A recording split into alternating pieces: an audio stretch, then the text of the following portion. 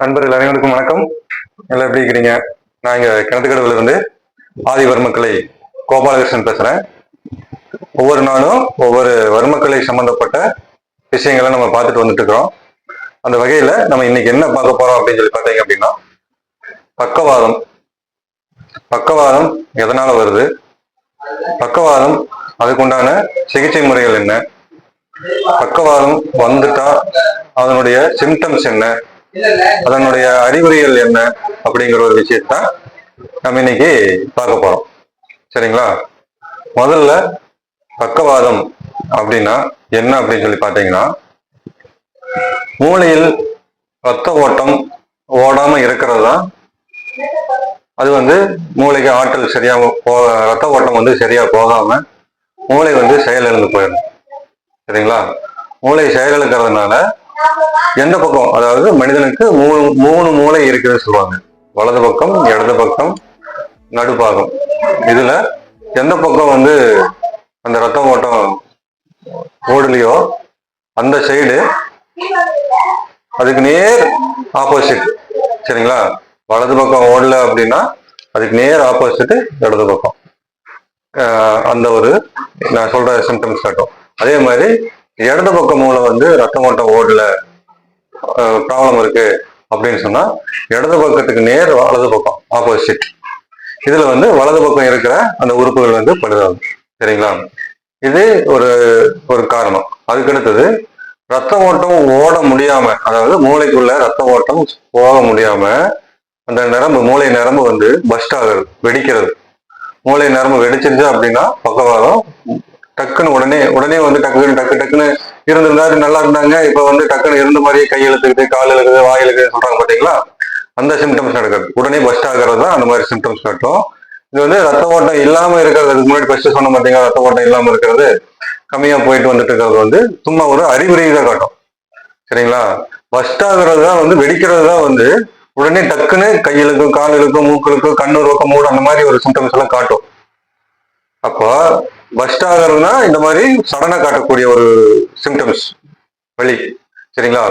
அதுக்கு முன்னாடி பார்த்தது ரத்த ஓட்டம் கம்மியா இருக்கிறதுனால அறிகுறி இருக்குது, பக்கவாதத்துக்கு உண்டான அறிகுறி வந்துருச்சு அப்படிங்கிற ஒரு விஷயத்த காட்டக்கூடிய ஒரு விஷயம். இது ரெண்டு விஷயம் நடந்தாலே பக்கவாதம். ஃபர்ஸ்ட் ரெண்டாவது சொன்ன விஷயம், அதாவது வெடிச்சிருச்சு அப்படின்னா உடனே பக்கவாதம் ஸ்ட்ரைட்டா வந்துடும். முதல்ல சொல்லக்கூடிய விஷயங்கள், ரத்த ஓட்டம் கம்மியா இருக்குதுன்னு சொல்லிக்கிறேன் பார்த்தீங்களா, அந்த விஷயங்கள் கொஞ்சம் கொஞ்சம் ப்ராசஸ் பண்ணும். ஃபர்ஸ்ட் இதோட சிம்டம்ஸ் சொல்றேன். இந்த மாதிரி வந்துருச்சு, ரத்த ஓட்டம் ஓடல அப்படிங்கிற ஒரு பட்சத்துக்கு என்ன ஆகும் அப்படின்னா, தலைக்குள்ள தலை ஃபுல்லா ஒரு தண்ணி அடிச்ச மாதிரி ஒரு ஃபீல் இருக்கும். தண்ணி அடிக்காதவங்களுக்கு ஒரு கேர்னஸா இருக்கும். சரிங்களா? அது ஒரு மப்பு மந்தாரமா இருக்குன்னு சொல்லி சொல்லுவாங்க பார்த்தீங்களா, அந்த மாதிரி இருக்கும். அதுவாக டென்ஷனாவே இருக்கும். அதுவாக உள்ளுக்குள்ள குடைச்சல் மாதிரி இருக்கும். அதாவது ஏதோ ஒரு உள்ளுக்குள்ள இருந்து வலி கொடுக்குற மாதிரி இருக்கும். அந்த மாதிரி எல்லாம் இருக்கும். சரிங்களா? மெயினா தலை வலிச்சு மயக்கம் வர சூழ்நிலையெல்லாம் இருக்கும். தடுமாற்றம் ஏற்படும் அப்படின்னு சொல்லுவாங்க. ரெண்டாவது, கண்ணு மூடும். வலது பக்கமா இருந்ததுன்னா இடது பக்கம் கண்ணு மூடும், இடது பக்கமா இருந்ததுன்னா வலது பக்கம் கண்ணு மூடும். சரிங்களா? அப்ப கண்ணு இப்படி இருக்கும். இந்த கண்ணு ஒரு மாதிரி இப்படி திறந்திருக்கும், ஒரு சைடு கண்ணு இப்படி மூடி இருக்கும். இப்படி இழுக்குது அப்படின்னா பக்கவாதத்துக்கு உண்டான அறிகுறி அப்படின்னு சொல்லி மனசுல வச்சுக்கோங்க. சரிங்களா? அடுத்து எந்த கண்ணா இருந்தாலும் சரி, வலது பக்கம் மூளை பாதிச்சுன்னா இடது பக்கம் முடிக்கும், இடது பக்கம் மூளை பாதிச்சுன்னா வலது பக்கம் முடிக்கும்னு சொல்லியிருக்கேன். இதுல இந்த கண்ணு தான் மூடுது, அந்த கண்ணு தான் மூடுன்னு கணக்கு வைக்க வேண்டாம். கண்ணு மூடுனாலே பக்கவாதத்துக்கு உண்டான அறிகுறி ஸ்டார்ட் ஆயிடுச்சு அப்படிங்கிற ஒரு விஷயத்த எடுத்துக்கங்க. அடுத்தது இன்னொரு விஷயம், அடுத்தது இந்த வாய் வலது பக்கமாவோ இடது பக்கமாவோ இப்படி இழுக்கும், இப்படி இருக்கும். சரிங்களா? அந்த மாதிரி இழுக்கும். இந்த மாதிரி இழுக்கிறதுனாலும் உங்களுக்கு வாதத்துக்கு உண்டான அறிகுறி அப்படின்னு சொல்லணும். இப்போ சிரிக்கும் போது பாத்தீங்கன்னா வாய் கோணையா இருக்கு, இப்படித்தான் சிரிப்பாங்க. இது காமெடிக்காக நான் சொல்லல, இந்த மாதிரி இருக்கும் அப்படிங்கிறதுக்காக சொல்றேன். என்னை பார்த்து நீங்க சிரிக்க கூடாது. இந்த மாதிரி விஷயங்கள்லாம் நடக்கும் அப்படிங்கிற ஒரு விஷயத்த இந்த மாதிரி தான் சொல்லி காட்ட முடியும். அடுத்தது பாத்தீங்கன்னா வாய் இழுக்கும். வாய் இழுத்ததுனால பக்கவாதத்துக்கு உண்டான அறிகுறி. இப்ப இதுல முகத்துல இந்த புருவம் இப்படி இழுத்து மாதிரி இருக்கும், இல்லாட்டி இப்படி தொங்குன மாதிரி இருக்கும். இந்த மாதிரி எல்லாம் இருந்தது அப்படின்னா முகவாதம். இந்த கண்ணு, வாய் இது எல்லாமே இழுத்து மாதிரி இருந்தது, இப்படி ஒரு மாதிரியா இருந்தது அப்படின்னா முகவாதம் இதுக்கு பேரு. சரிங்களா? முகத்துல வாதம் வந்துருச்சு அப்படின்னு சொல்லுவாங்க. இது ஒரு கான்செப்ட். அடுத்தது அதே இடது பக்கம். ரெண்டாவது பக்கம் பார்த்தீங்கன்னா இந்த தோள்பட்டை இப்படி கை தூக்கு அப்படின்னு சொன்னோம்னா அவங்களால வந்து தூக்க முடியாது. இவ்வளவுதான் தூக்குவாங்க, இவ்வளவுதான் தூக்குவாங்க. இதுக்கு மேல நம்ம மேல தூக்குற மாதிரி இந்த மாதிரி எல்லாம் வந்து யாரும் தூக்க மாட்டாங்க. அப்போ அந்த வலது பக்கம் நரம்புகள் பாதிச்சிருச்சு, இது வந்து பக்கவாதம், பக்கவாதத்துக்கு உண்டான அறிகுறி அப்படின்னு சொல்லி சொல்லலாம். இது வந்து இது மாதிரி அறிகுறி இருந்ததுன்னா சீக்கிரம் ரெடி பண்ணிடலாம்.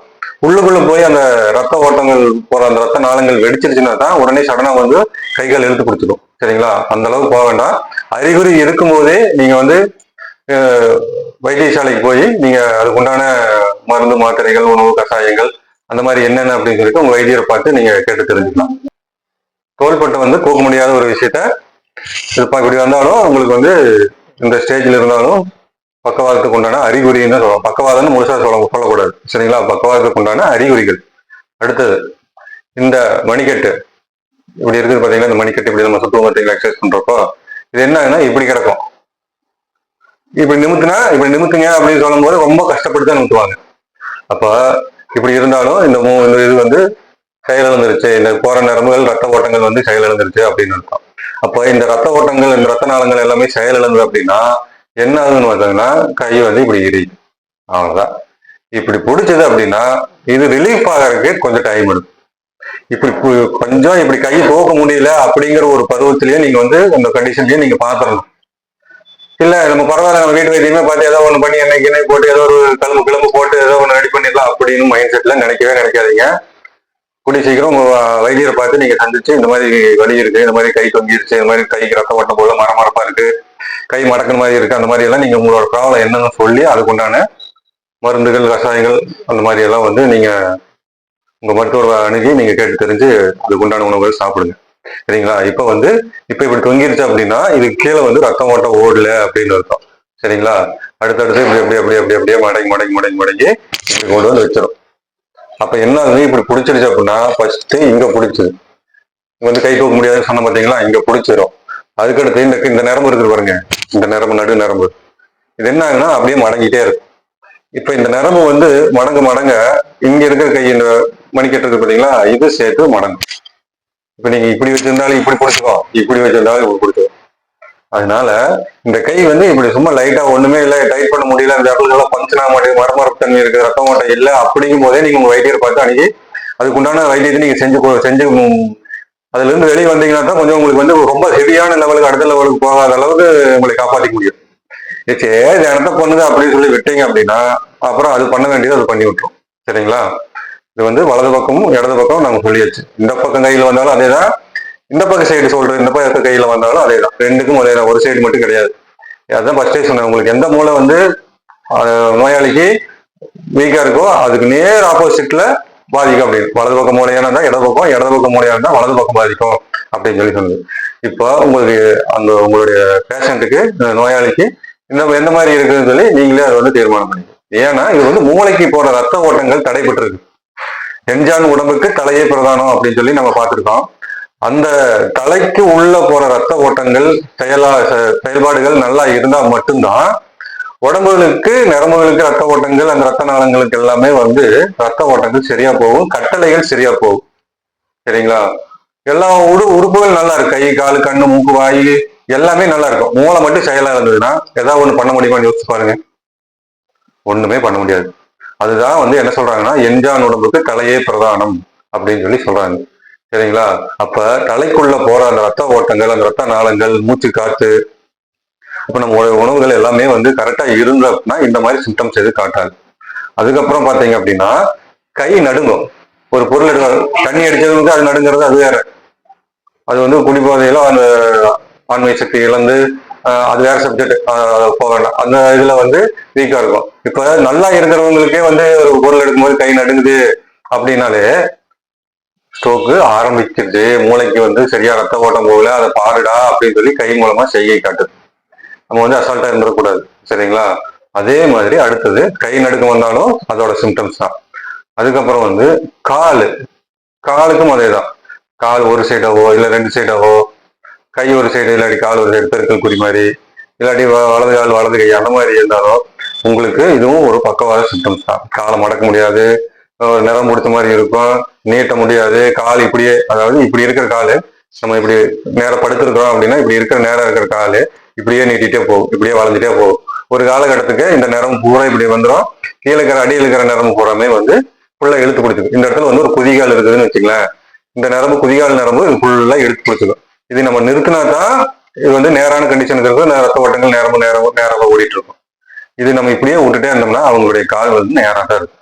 அப்போ அதுக்கு தனியா ட்ரீட்மெண்ட் பார்த்து அதுக்கு உண்டான மருந்துகள் பார்த்து எண்ணெய் போட்டு நீவி இதெல்லாம் நிறைய ப்ராசஸ் இருக்கு. நம்ம ஒரு அளவுக்கு கால் இழுக்குது, நரம்பு பிடிக்கிற மாதிரி இருக்குது, தலை சுத்துற மாதிரி இருக்குது, கண் பார்வை வந்து கம்மியா வந்துட்டு இருக்குது, தலை சுத்துற மாதிரி ஒரு தலை பாரமா இருக்குது, வாய் இழுத்த மாதிரி இருக்குது, அந்த மாதிரி ஒரு சிம்டம்ஸ் எல்லாம் காட்டும். கால் நடக்க முடியல, கை தூக்க முடியல, மணிக்கட்டு மடக்க முடியல, இந்த மாதிரி நான் சொன்ன சிம்டம்ஸ் எல்லாம் உங்களுக்கு உங்க பேஷண்ட்டுக்கு அது காட்டுச்சு அப்படின்னா உடனே வந்து உங்க வைத்தியரை நாடி இதுக்குண்டான மருத்துவ முறை நீங்க வந்து கம்பல்சரி செஞ்சாகணும்.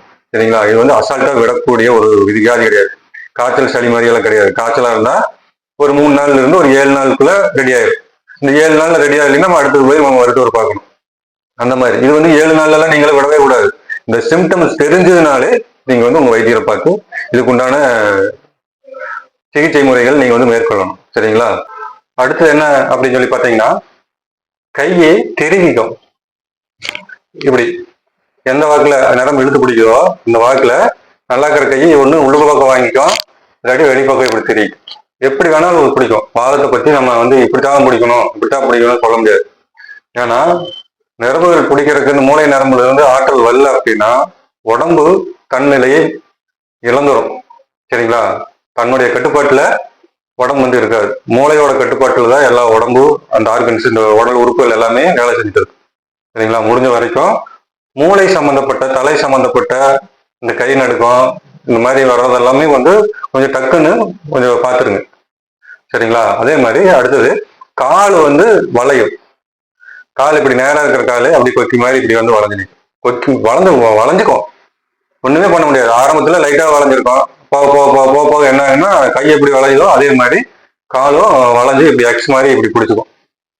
அப்புறம் அது போட்டு எண்ணெய் போட்டு நீவி எடுக்கணும். அப்பதான் வந்து சரியாகும்.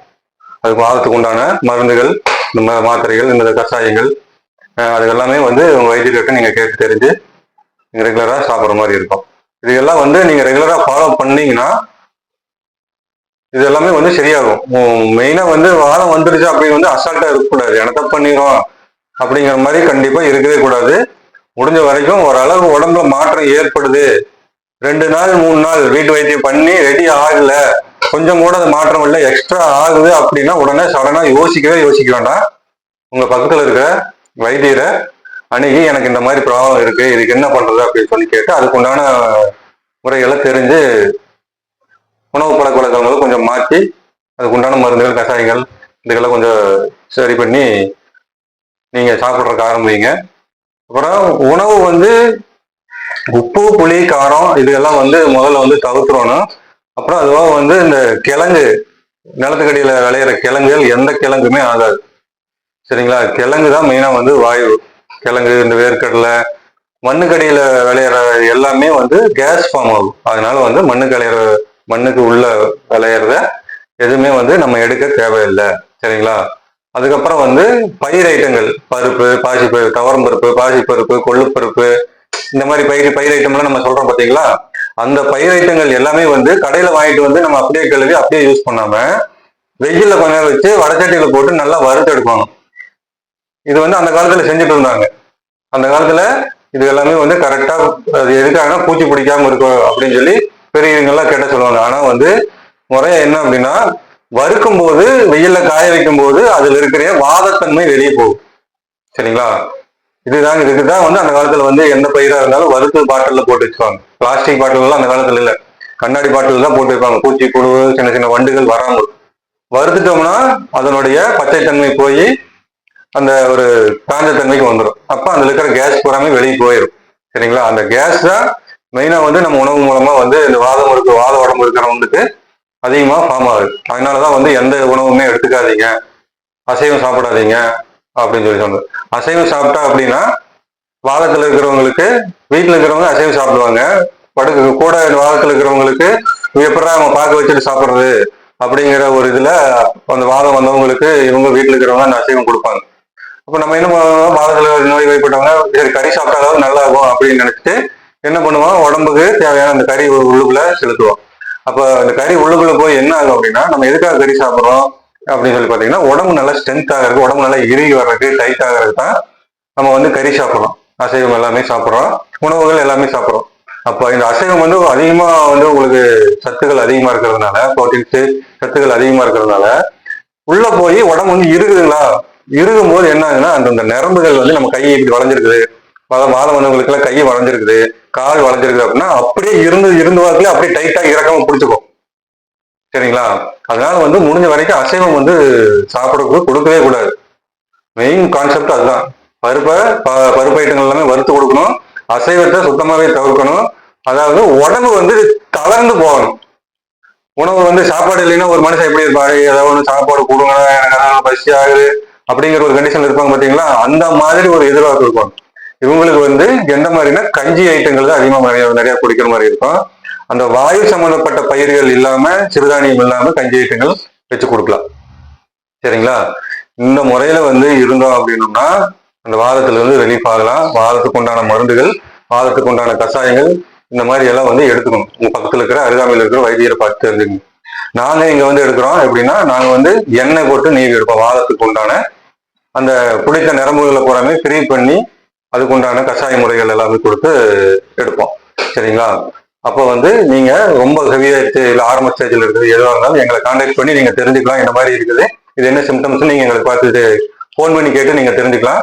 அதுபோக வந்து இங்க வர்றதுக்கு உங்களுக்கு போறதுக்கு சிரமமா இருக்குது அப்படின்னா உங்களுக்கு அருகாமையில் இருக்கிற வைத்தியர்களை வந்து அணுகி எனக்கு இந்த மாதிரி சிம்டம்ஸ் இருக்கு, இது வந்து ரிலீஃப் ஆகுறது எப்படி அப்படிங்கிற ஒரு விஷயத்த நீங்க கேட்டு தெரிஞ்சு உங்களுடைய உடம்பு நீங்க வந்து முடிஞ்ச வரைக்கும் எந்த ஒரு நோய் வராம காப்பாத்து பாருங்க. ஏன்னா எஞ்சான் உடம்புக்கு தலையே பிரதானங்கிற மாதிரி உடம்பு இருந்தா தான் நம்ம வந்து நல்லபடியா ஆரோக்கியமா வாழ முடியும். உடம்புல பழுது ஆயிடுச்சு அப்படின்னா ஆரோக்கியம் போச்சுன்னு அர்த்தம். அதனால வந்து கரெக்டான உணவு முறைகள் கேட்டு தெரிஞ்சுக்குங்க. இந்த மாதிரி வைத்தியங்கள் இருக்குது, வர்மக்கலை வைத்தியங்கள் இருக்கு, நிறைய வைத்தியங்கள் இருக்கு. அந்த வைத்தியத்துல சம்பந்தமா உங்களுடைய பிரச்சனை என்ன அப்படின்னு சொல்லி நீங்க தெரிஞ்சுக்கிட்டு நீங்க இந்த மாதிரி வைத்தியர்கிட்ட சொன்னீங்கன்னா அதுக்கு உண்டான ஃபார்முலாவெல்லாம் சொல்லுவாங்க. கரெக்டா கடைப்பிடிச்சீங்கன்னா அந்த நோயில இருந்து வெளியே வந்துடலாம். சரிங்களா? ஓகே, நன்றி, வணக்கம். உங்களை நான் அடுத்த பதிவுல சந்திக்கிறேன். வணக்கம்.